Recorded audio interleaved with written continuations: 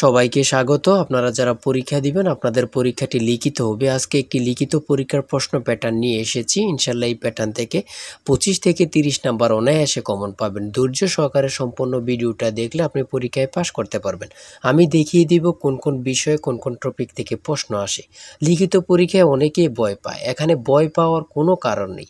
যদি আপনি পরীক্ষার বিষয়বস্তু কোন কোন টপিক কোন কোন বিষয় থেকে প্রশ্ন আসবে সেটা যদি বুঝতে পারেন, পরীক্ষায় পাস করা আপনার জন্য একদম ইজি। ঠিক আছে, আজকে সম্পূর্ণ প্রসেসটা আমি দেখিয়ে দিব। আর বলে রাখি, আপনারা যারা পরীক্ষা দিবেন আপনাদের জন্য একদম শর্ট করে চূড়ান্ত সাজেশন তৈরি করা হয়েছে। পরীক্ষার প্রশ্ন প্যাটার্ন যেমন থাকবে সেম প্যাটার্নে আমরা একটি চূড়ান্ত সাজেশন তৈরি করেছি। সাজেশনটি নিতে স্ক্রিনে দেওয়া হোয়াটসঅ্যাপ নাম্বার রয়েছে, ইমো নাম্বার রয়েছে, দুটোর মধ্যে যে কোনো একটি মেসেজ করে সাজেশনটি সংগ্রহ করুন। সাজেশনের মূল্য মাত্র 100 টাকা। আমি বলি অবশ্যই প্রত্যেকে আমাদের সাজেশনটি সংগ্রহ করবেন। যারা যারা পরীক্ষা দিবেন প্রত্যেকে আমাদের সাজেশনটি সংগ্রহ করবেন। সাজেশনের মূল্য মাত্র 100 টাকা। আমি বলি 100 টাকা কিন্তু বড় কথা না। ঠিক আছে, আপনারা বুঝতে পারবেন কোন কোন টপিক কোন কোন বিষয় থেকে আসবে। খুব সুন্দরভাবে প্রত্যেকটি প্রশ্নের ব্যাখ্যা ও সমাধান সহ আমাদের সাজেশন উল্লেখ রয়েছে। যারা চাকরির কারণে, বিভিন্ন কাজের কারণে অথবা একটু পড়ালেখা দুর্বল, তারা অবশ্যই আমাদের সাজেশনটি সংগ্রহ করবেন। মাত্র 100 টাকা। ইনশাল্লাহ আপনারা পরীক্ষায় পাশ করে যাবেন। দেখেন, আমি মূল কথায় চলে আসি। আপনাদের পরীক্ষাটি লিখিত হবে। লিখিত পরীক্ষাটা কি ওটা আগে আপনাকে বুঝতে হবে। যেমন সন্ধি বিচ্ছেদ, বেশ বাক্য সহ সমাস নির্ণয় করুন, তারপরে এক কথায় প্রকাশ, তারপরে বিপরীত শব্দ, তারপরে ইংরেজি থেকে ট্রান্সলেট থাকবে, ভয়েস থেকে থাকবে, প্রিপোজিশন থেকে থাকবে, তারপরে শর্ট করে একটি প্যারাগ্রাফ থাকবে, তারপরে গণিত অংশ থাকবে, সর্বশেষ সাধারণ জ্ঞান থাকবে। এতটুকুই হচ্ছে লিখিত পরীক্ষার প্রশ্ন। ঠিক আছে, সিলেবাস আমি দেখিয়ে দিচ্ছি। তারপরও দেখেন, এক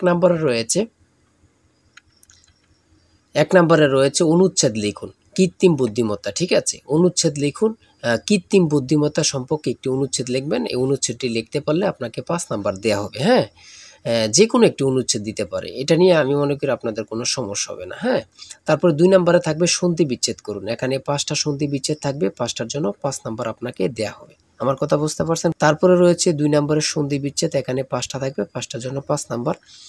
তারপরে 3 নম্বরে রয়েছে বেশ বাক্য সহ সমাস নির্ণয় করুন। এখানে 5টা আছে, 5টার জন্য 5 নাম্বার আপনারা পেয়ে যাবেন। ঠিক আছে, প্রত্যেকটি প্রশ্নের জন্য 1 নাম্বার করে। আর বলি, যারা পরীক্ষা দিবেন কোথায় থেকে পড়বেন, অনেকেই বোঝেন না। এখান থেকে ওখান থেকে না পড়ে আমাদের কাছ থেকে সাজেশনটা নেন, আপনি সুন্দরভাবে পড়ে যান, পরীক্ষা উত্তীর্ণ হয়ে যাবেন। ঠিক আছে, বুঝতে পারছেন কথা? তারপরে 4 নম্বরে রয়েছে এক কথায় প্রকাশ করুন। এখানে 4টা দিয়েছে, 4টার জন্য 4 নাম্বার আপনাকে দেওয়া হবে। এখানে 5টা দিলে 5টার জন্য 5 নাম্বার আপনাকে দেওয়া হবে। ঠিক আছে, তারপরে রয়েছে অর্থসহ বাক্য রচনা করুন। এখানে 5টা রয়েছে, 5টার জন্য 5 নাম্বার আপনাকে দেওয়া হবে। ঠিক আছে, তারপরে 6 নম্বরে রয়েছে একটি শর্ট করে প্যারাগ্রাফ, সোশ্যাল মিডিয়া সম্পর্কে একটি প্যারাগ্রাফ আপনারা লিখতে হবে। যদি আপনারা এই প্যারাগ্রাফটা লেখেন তাহলে 5 নাম্বার পেয়ে যাবেন। তারপরে 7 নম্বরে রয়েছে অনুবাদ অর্থাৎ ট্রান্সলেট আপনারা করতে হবে। এবার লিখিত বলেন, এমসিকিউ বলেন, ট্রান্সলেট থাকবেই থাকবে। ঠিক আছে, এখানে 5টা ট্রান্সলেট থাকবে, 5টার জন্য 5 নাম্বার পেয়ে যাবেন। ওই দিক দিয়ে আছে একটা, এখান দিয়ে আছে 4টা, মোট 5টা ট্রান্সলেট থাকবে, প্রত্যেকটার জন্য 1 নাম্বার করে আপনাদেরকে দেয়া হবে। তারপরে 8 নম্বরে রয়েছে fill in the gaps with appropriate word. ঠিক আছে, এখানে 5টা থাকবে, 5টার জন্য 5 নাম্বার আপনাদেরকে দেয়া হবে।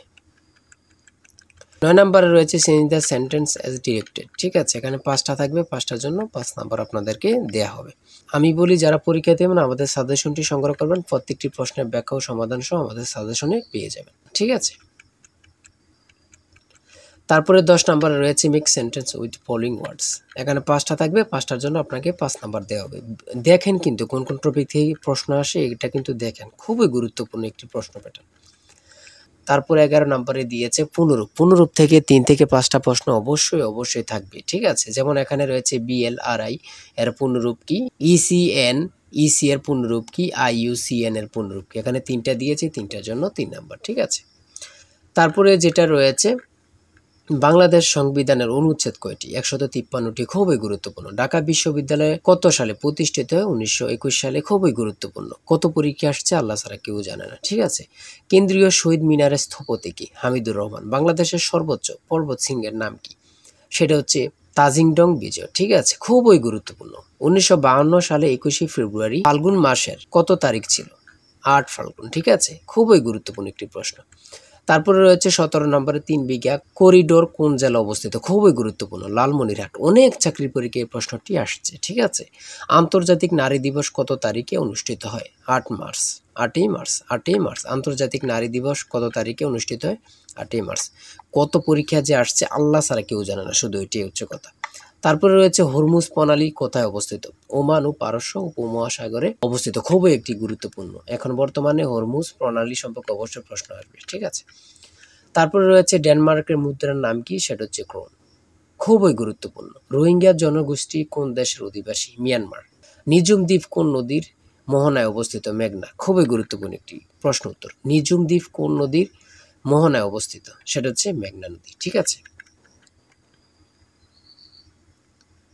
তারপরে রয়েছে পরিবেশবাদী গ্রেটা থুনবার্গ কোন দেশের নাগরিক? সুইডেন। 25 নম্বরে রয়েছে পৃথিবীর বৃহৎ ম্যানগ্রোভ বনের নাম কি? সুন্দরবন। তারপরে রয়েছে 1 কিলোবাইট কত বাইটের সমান? 1024 বাইট। কোন ভিটামিনের অভাবে রাতকানা রোগ হয়? ঠিক আছে, কোন ভিটামিনের অভাবে রাতকানা রোগ হয়? Vitamin A. ইউনেস্কো এর সদর দপ্তর কোথায়? Paris, France. কত পরীক্ষা আসছে আল্লাহ ছাড়া কেউ জানে না, ঠিক আছে। তারপরে রয়েছে গণিত। সর্বশেষ রয়েছে একটি বইয়ের মূল্য 100 টাকা বিক্রয়ের সুবিধার্থে বইটির মূল্য 10% হ্রাস করা হলো। 3 মাস পর বইটির নতুন মূল্যের উপর আরও 5% ছাড় দিয়ে বইটি বিক্রয় করা হলে বইটি কত টাকায় বিক্রয় হলো? এখানে অঙ্কটির সমাধান দেয়া আছে, আপনারা যদি পারেন এই অঙ্কটির জন্য 5 নাম্বার আপনাদেরকে দেয়া হবে, ঠিক আছে। তারপর রয়েছে কোনো বিশ্ববিদ্যালয়ের ছাত্র ও ছাত্রীর অনুপাত 3:2, ছাত্রদের মধ্যে থেকে 20% এবং ছাত্রীদের মধ্য থেকে 25% বৃত্তি পেয়ে থাকলে ওই বিদ্যালয়ের মোট কত শতাংশ ছাত্রছাত্রী বৃত্তি পায়নি? ঠিক আছে, এই অঙ্কটির সমাধান দেওয়া আছে, আপনারা যদি পারেন 5 নাম্বার পেয়ে যাবেন।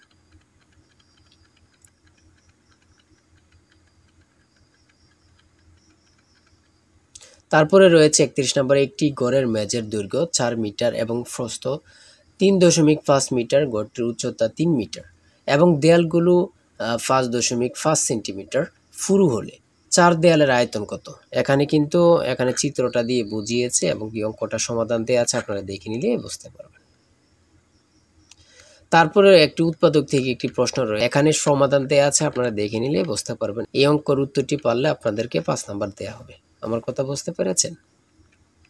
তারপরে মান নির্ণয়ের এখানে অঙ্কগুলো রয়েছে। হ্যাঁ, এতটুকু আজকের প্রশ্ন উত্তর। আপনারা যারা পরীক্ষা দিবেন অবশ্যই এই নাম্বার হোয়াটসঅ্যাপ ইমো আছে, হোয়াটসঅ্যাপ অথবা ইমোতে এই নাম্বারে মেসেজ করে সাজেশনটি সংগ্রহ করেন।